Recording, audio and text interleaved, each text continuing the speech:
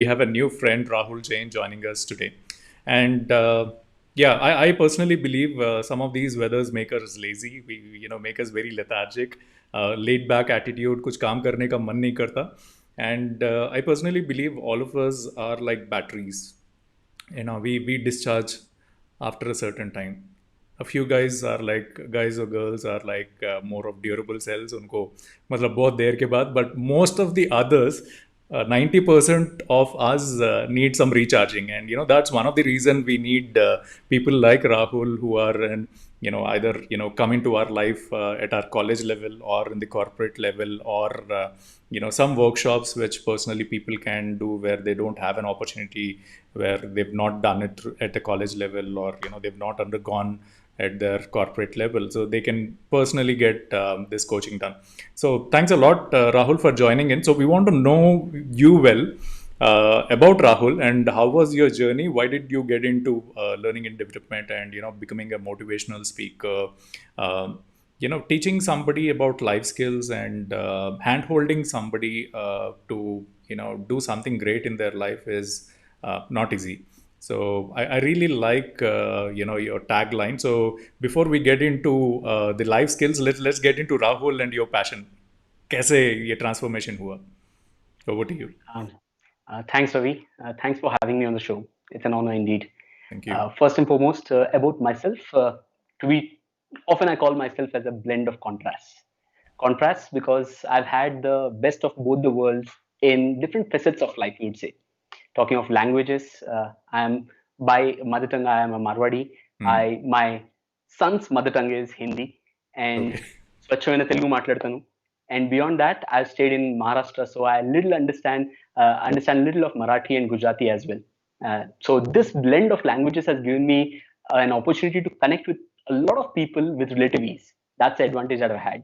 And talking about the other blends, I come from a traditional Jain family, but because of the exposure that I've had to so many cultures, so many people across different facets, it's given me a balanced outlook towards life. Need not be skewed towards religion or kind of the intellectual, completely intellectual ones. It's been a balance. So that's about how different kinds of contrasts have made me who I am today. Talking about my journey of living life, the initiative that I've been running for the last 15 years, it began with a day when someone in the class bunked the class. And Okay. guess who? It was the teacher who bunked the class. Oh my And that's where God. and that's where I got an opportunity that another teacher came in and just said that you have a habit of writing some quotes or something like that. Would you just like to stand up and talk to your friends and share with them what you think about whatever you write? And that's where I got the first opportunity on Friendship Day in the year 2005. And that's where the journey began. I would say I didn't know at that point in time of what I'm doing today would have started in that way. But yes, it did leave a spark in my mind that when I was sharing my thoughts or whatever quotes I used to write with a lot of people on that day, it made me think later on that there's a kind of a power that each one of us have, and the power that words and thoughts have in making an impact on the world around you. After that session, I began with just maybe kind of ideating on a program that I would like to go and talk to students at that point in time, because obviously there were two things which were required to become a successful motivational speaker back then and even today. The two things were either you have to be bald or you had to have white hair, and I had none of them. So in that ways, I had to make it a point that if someone were to listen to me, it would be someone who's younger to me. So I found the ideal target to be students, and that's where the journey of living life began. And what really cemented this idea in my mind was when a student who came back to me after 2 years of attending a program in, I think the college was St. Anne's in Medipatnam. After 2 years of attending a program where I did a generic living life program that we also often called, at that time, it was just one program which was personal, which talked about our personal skills, and one program was about professional. That kid attended that program while I did it in 2006. And in 2008, that person came back to me and said that on that day when you did that program, that morning I was in a situation where I had quit. I had made up my mind to quit on everything, quit on my studies, quit on the hopes that I had, the dreams that I had. And after your program, there was a spark that you left in me. And that's where it cemented this idea that words are very powerful. Our thoughts, our ideas are very powerful. And where I felt even more stronger in this belief was that someone somewhere can change if with an idea that I had in mind. And that's where this thing was cemented. And over these last 15 years, on and off, I've been doing these programs in schools, colleges, began with corporates recently because that's when I got an experience of, okay, what are the challenges in the corporate world? And I've been doing these programs, a wide range of programs that we have developed on life skills. That's how we have been doing these programs and delivering them. So, on the professional journey, let me tell you, this is not my profession. I often call myself an entrepreneur by profession and a motivational speaker by passion. And the way the journey has been in post my MBA in 2008 from Hmm. IFA Business School, I went on to pursue a corporate career for 5 years in UBS. That's the Swiss bank here. We had the KPO in Gachibowli in Hyderabad. And post 2013, I quit the job uh, because somewhere there was a gap in between what I was doing. Not that I was bad at it, but just that kind of a nagging pain inside somewhere that there's something that you are made for something bigger. And that's where I had to have my bread and butter. So I joined a family business of jewelry, and the business has grown from the year 2013 to 2020 as we are in today. Alongside that, my major focus has been building living life. And my work ethic for the last, I can say, 13 years of my corporate career has, or corporate and the entrepreneurship journey has been working from morning 9 o'clock or 10 o'clock to evening 7 to 8, and post that every night from 11 to 1 o'clock in the night, working on living life and developing programs. And as and when the opportunities came up, I went ahead with delivering the programs and reaching out to more people. So we have done programs across cities, and with the lockdown, we have got a blessing. At the start, it was like the doors have shut because we can't do physical programs, and I've never done online programs in the past. It seemed as though the world is shut, the dreams were coming, breaking down. The plans that we had for 2020 were withering out. But still, somewhere, the hope was there and the passion to make a difference was there. And after that, we have started an initiative called as Speak Up, as Hmm. part of which, over the last 3 months, we have done over 30 programs ranging from inspiration series to communication mastery to kind of having a storytelling sessions for the audience, like open mic sessions where people come and speak up. And the last one we have had is just 3 days back, where we had uh, a program called as Mindful or Mindful, which was about mental health and its impact on our lives. So that's how Mindful the journey or has been. mindful Mind, or mindful or mindful. Combine the word mindful. good one. So who So decided this name? Yeah, living life. living life is something where it was a random idea, and I've always been told by people that people often confuse this to art of living because of its fame. But somewhere it was a program. I have a picture of 2006, the first program where we called it living life. I'm not sure why it came up, but somewhere it was coined with an idea that we are giving hope to live a life, to make a difference by you living a life. So that's where the underlying theme was.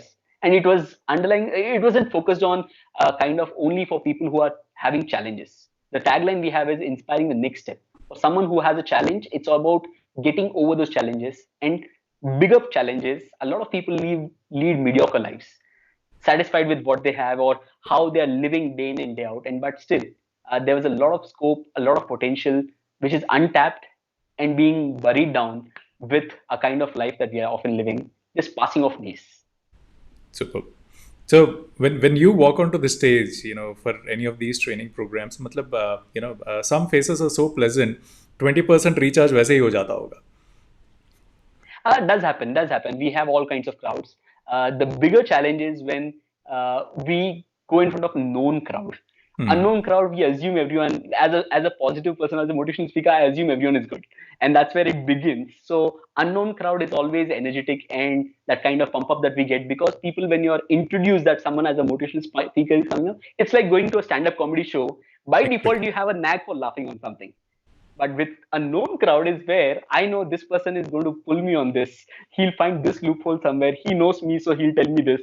So that kind of issues do come up. But yes, you will always have crowd. But the underlying theme, as I said, is to make an impact on even one person if it's possible.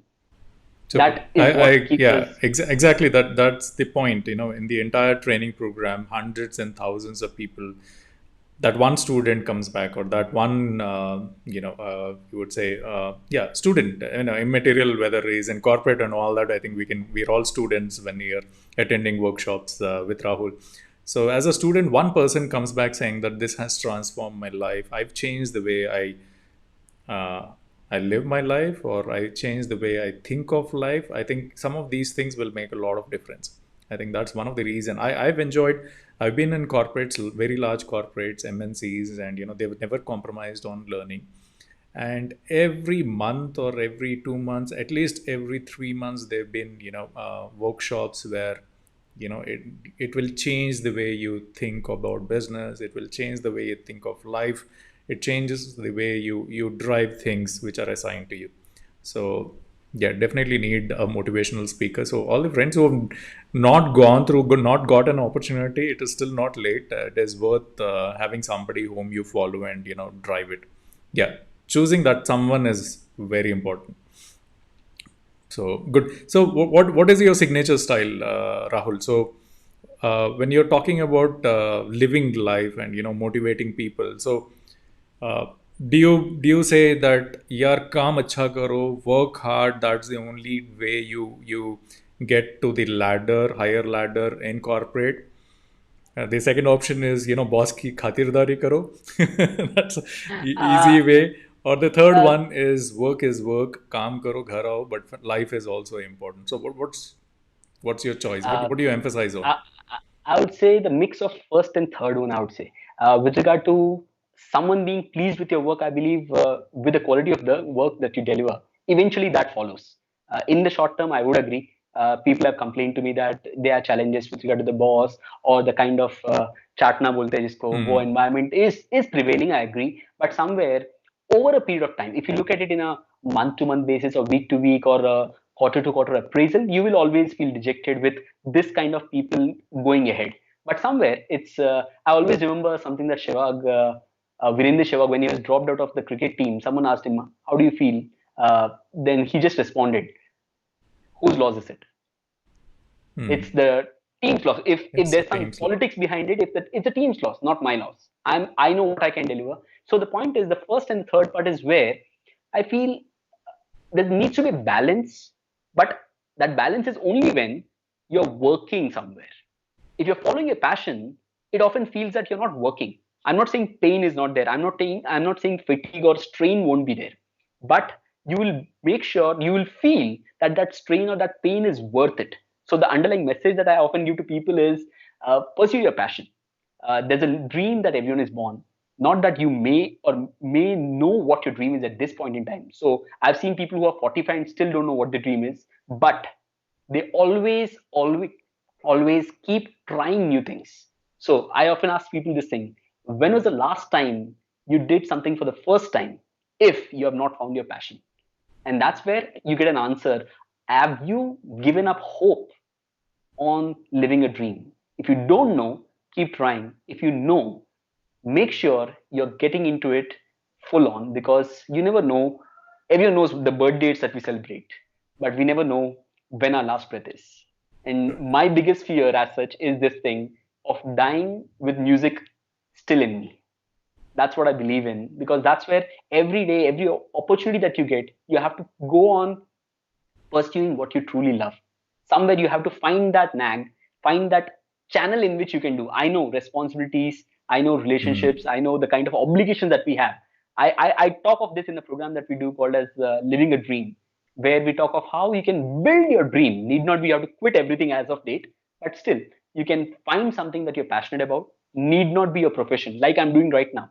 The programs that we do, these speak up programs that you're doing online, we don't charge for that as of date. Only the corporates are the places where we charge, because they have the resources. But for that, the education institutes, the colleges, MBA colleges, wherever we do the programs, I don't charge for them. That's been because I have my stomach full, and this is not where I'm looking for my bread and butter, but to make an impact through my life. That's Super. how I look at it. I like that. That's how brand, the work started. We wanted to do a lot of things, but pandemic happened, and this took a U-turn. So we'll discuss that later after the show. But why do you think, I mean, we are emphasizing so much on education system and all that. Why do you think these colleges, whether it is engineering or MBA, business or law or humanities, none of the schools or colleges have this particular, they have teachers for every subject, but there is no motivational speaker or Uh, a teacher, motivational teacher. Why do you think they don't have, and do you think it's a good idea to do that, or it's better to, you know, No, uh, with regard to a motivational teacher, I wouldn't say that they. I'm not saying that they don't have. Every school, somewhere or the other, every student, I believe, have had a touch of someone somewhere who need not be titled as a motivational teacher, but someone who has left a mark. Could be a teacher way outside your classrooms, true. but the need is there with regard to some schools having a requirement, or schools having a part of this as a part of their curriculum. Need not be as a motivational factor, but just to build awareness. Frankly, the challenge that we are facing in educational system right now is that we have become like a printing press.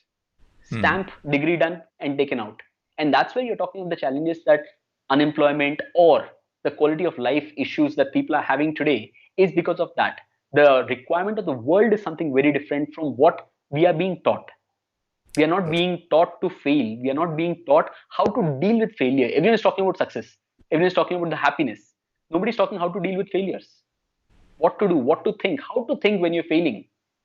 So, as a father of a 6 year old, I know what I'm doing, at least if not as a formal teaching, but with my kid, I'm doing this. When he's jumping on the sofa, I let him jump. It's okay. But most often, parents will stop him from doing that. I let him jump, I let him fall, I let him have that pain.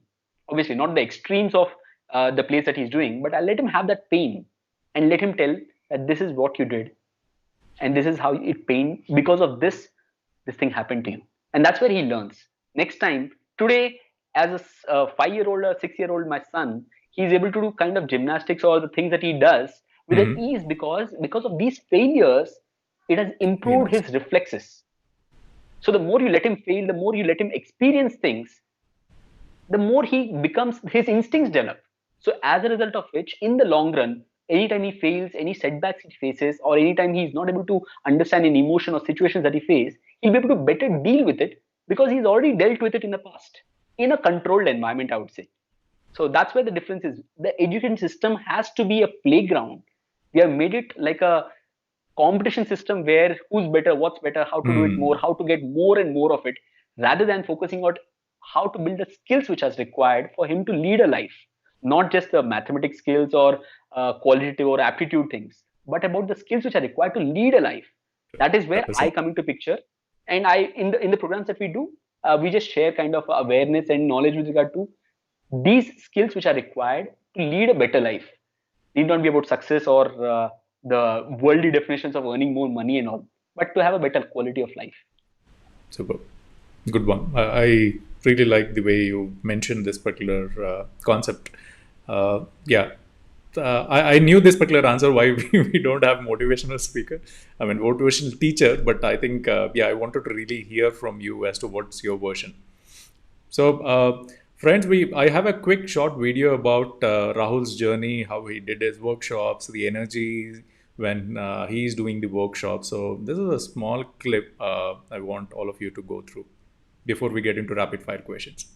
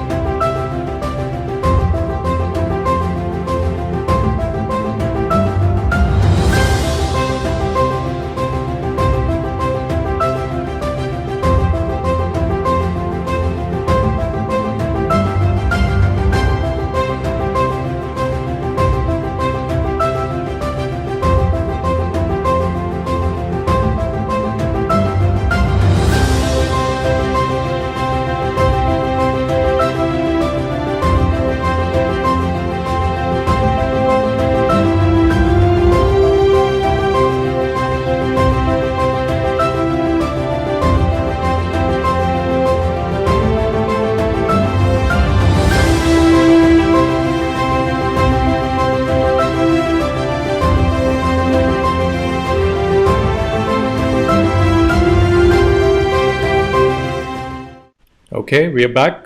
So Rahul, we've seen multiple pictures, corporates, colleges, and there are also young kids. So ये तीनों में से which atmosphere do you love the most? Um, Definitely young kids, Young kids. because they are ones who are kind of, you can say, give back the energy that they get. Even whenever we do program with young kids or the ones who are into teenage or something like that, uh, they have a very good habit of instantly responding with a clap or a smile or something. While as we grow up, we have seen that we We become a have lot more reservations. reserved. We have our inhibitions and challenges of how the other person will think, or we try to curb our emotions. As a kid, we are a burst of emotions, and that's what, as a motivational speaker, it energizes me furthermore. I've had times when I've stood in front of people who are 50 and 60, and literally at the end of 30 minutes I had to still wait, are you getting it or not? And that's how the Yeah, experience I've has seen one been. of those pictures with senior citizens. Yeah, it is very difficult. Yeah, but yes, they have their own ways of responding. Even with senior citizens, the experience has been good. The warmth that we get from them, and especially convincing them or having them to approve the kind of ideology or examples that we are sharing, if they are able to uh, reflect on the thought process that even if I, as a 30-year-old or 34-year-old, I'm able to share and be able to connect with it, I'm more than that's a kind of a boost that we get. Because pleasing kids, you tell a story, they're happy. You tell a joke, they'll burst into laughter. But pleasing someone who's already has a lot of layers in their mind with regard to their thought process, a lot tougher. But the most meaningful Meaning, change that we yeah. could talk of. And they can also give you that real feedback as to based in their entire life. How was the program? Did it connect? They definitely connect, but I agree with you. They take time to respond or give him instant responses for what's going on. So we have some rapid fire questions so that we get to know you well. Okay, are you all set? Yep. Go ahead, Yeah. shoot. So where do you spend most of your free time? My house balcony. It has an open view of greenery, so that that gives me a lot of peace. It makes me reflect on a lot of things through the day, whatever's happened. That's the time. That's a place that I love to spend my free time as such. I would say, which is a lot lesser. Who was your elementary school chuddy buddy whom you still remember? Remember, we are still in touch. Oh yeah. 34 years, and I have a friend. I have two friends actually with whom I'm personally still in touch. Both Mm-hmm. of them, my nursery classmates from the year 1889. So both of them are still in touch. Although obviously the fast pace of life doesn't help us connect so far, often, but yes, still connected. Ankit Jain, one of my very good friends, and Jasmini. Uh, Both of them. Ankit is in Hyderabad and Jasmini is in Bangalore. But still, anytime we could be talking after 6 months, but pick it up from there. That's how it is. Super. So, how often? I mean, you're in a business, family business. You know when your shutter closes, and then you know when your programs happen. So, pretty healthy life. I'm sure it's pretty organized. When the day starts and when the day ends. Not like other corporate lives where you really don't know when you'll go to sleep and what task is coming. But how often have you spent time where it has passed 3 a.m. and then only you could sleep? Work wise, I would Yes. say not a single day.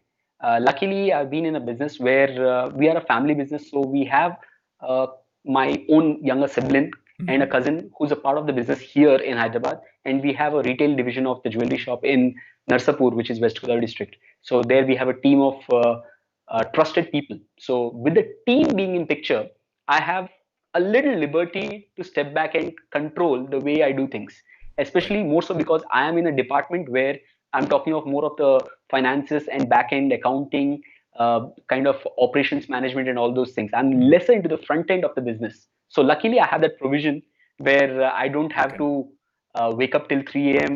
without a choice. Yes, with choice, there are times when I'm just engrossed. Sometimes the work is there, some programs are coming up, something new is building up. I'm more than happy to stay up even till morning 6 o'clock and happy to begin my day at 7 a.m. then again, because I'm working on passion. Any favorite shirt of yours, t-shirt or shirt, which you remember that you were holding on to it because that was your favorite. You were not fitting in, but you were still holding on to it for a long time. Specifically, no. I don't remember anything as such, but yes, most of my clothes have been always because I've not been the naughty kind or messed up kind.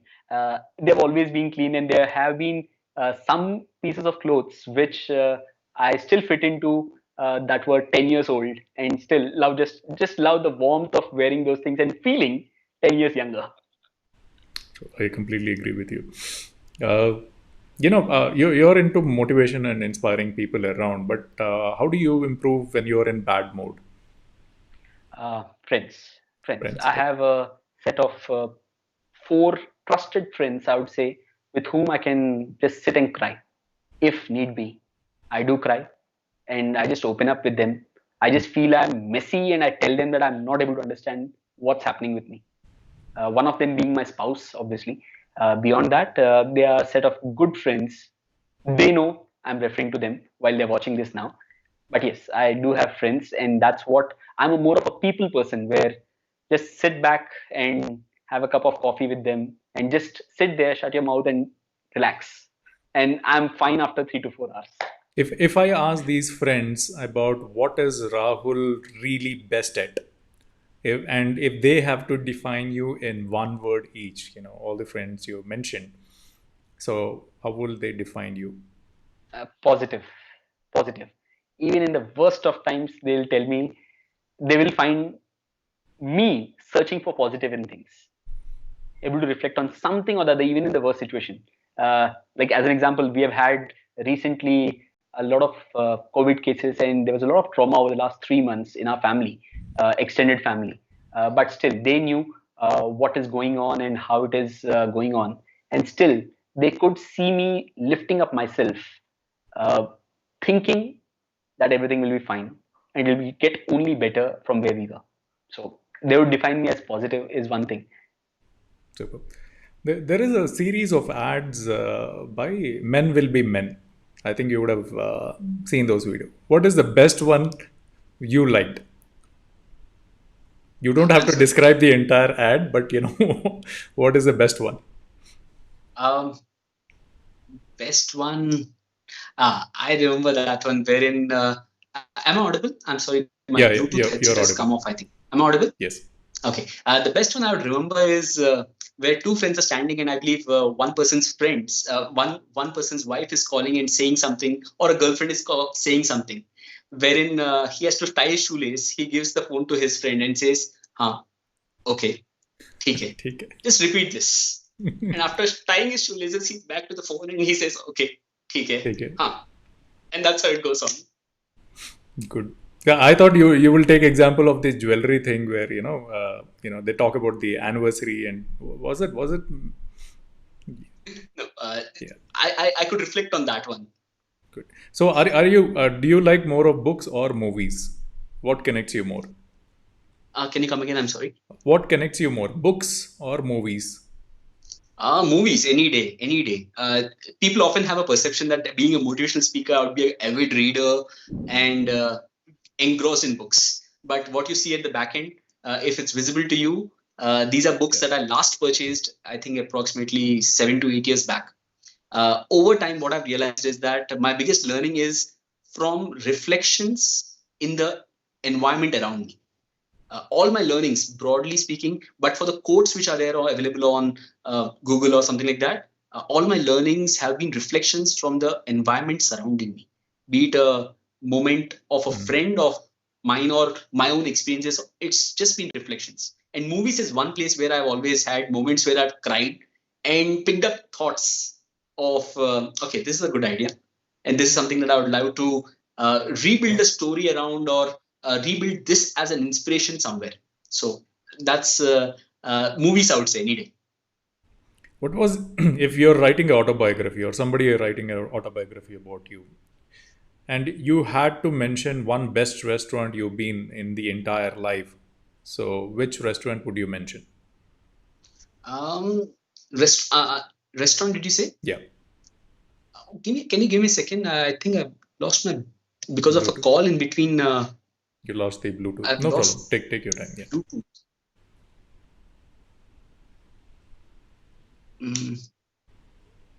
But you're perfectly audible. You know. Yeah, No. now I'm able to listen. Yeah. Now, Yeah. You're audible. Okay. Yeah. So I'll repeat the question. So if what is the restaurant you will mention that you had best experience in your lifetime till date? This makes me go back to my school days where I was in hostel for 3 years in Panchgani. Uh, there's a restaurant named as Purohits over there. Mhm. That was one place where we used to long for going on every Sunday. That is when the school took us to the markets, as we used to call it then. And we were given 50 rupees from our own money, obviously, not from someone else's, which were deposited by our parents there. And we were given 50 rupees on a Sunday, and we had to balance out of what we would be doing with that 50. So we were a pool of 3 to 4 friends. We surely have wanted to have a pizza, and that itself costed 50. So we decided that let's have one piece of a pizza and let's contribute 10 to 12 rupees each. So that's one memory that fits in. Great. Religion apart, what is the best thing you find in your community, in Jain community? What is that learning which has helped you in your life? I would say discipline with regard to there's one event which happens, there's one ritual or a festival which comes during once in a year, which is an 8-day festival called as Paryushan. Mhm. And in that Paryushan, the last day is when we call something as Mikchami Dukram, which is meaning I forgive you or seeking forgiveness.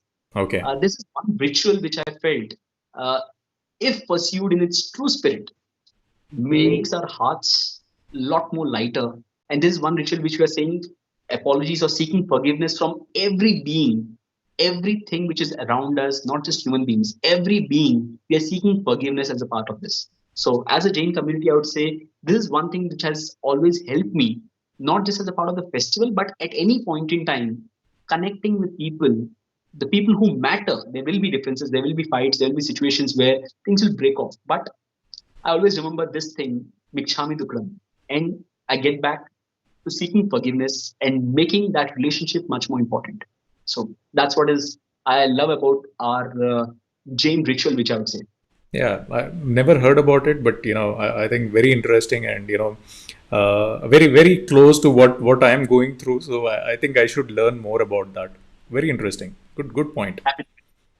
Yeah, because when you talk about a specific community, it is we only connect through the festivals. We only connect to the food habits, like ye nahi khate. But we really don't get into what's different. And I'm very passionate about what's the best, what's the takeaway from each community. So good point. Yeah, I would love to read more about it. So share a link about that. I would go through that. Okay, so we're done with the rapid fire questions, and the final question is: if you become the chief minister, what are the areas, positive reforms you would focus on with this experience of inspiring people? One thing is obviously the education field, being a part of a lot of young kids and seeing that there are a lot of millions of other kids whom I'm not able to touch. But this education system has to be reformed in a way it has an impact on, you'd say, the life of a person rather than just the degrees that he's earning. That's one thing that I would say. And to a large extent, the recent policy of education which has come up, NEP 2020, that is one good step in it. Beyond that, I would say you'd pray that I won't be the chief minister because I'm a hardcore non-diplomat, straight cutthroat thing. You'd say I would charge something like a not wearing a helmet. I would say put a 5,000 challan because I'll tell you a simple thing. Humans as a species have a habit that you if you are told that you'll be punished, you'll start doing things. True. And that's where I think my focus will not be introducing new rules. My focus will be enforcement of the ones which are there. Build a team. Like you talk of Hyderabad City Police as an example. Look at how they have reformed over the last few years. Earlier it was all that Hmm. things. Now it's all online and nobody's talking for bribe. It's all about take it, hit it, and you have to pay the challan. That's it. So reforms in transparency and making execution the priority rather than talking of policies more and more being added. I would build a team which would be able to do that. That's what I would say. Super. Good one, Rahul. So thanks a lot for joining this particular show. Honor talking to you.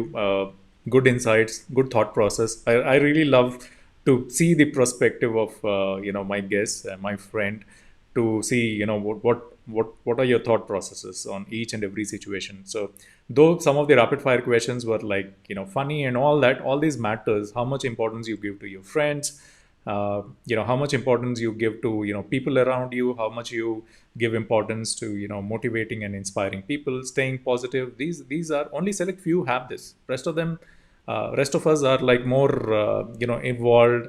We वो बह जाते हैं आज के issues में, कल के issues थे, उसी में रहते हैं, उलझे रहते हैं.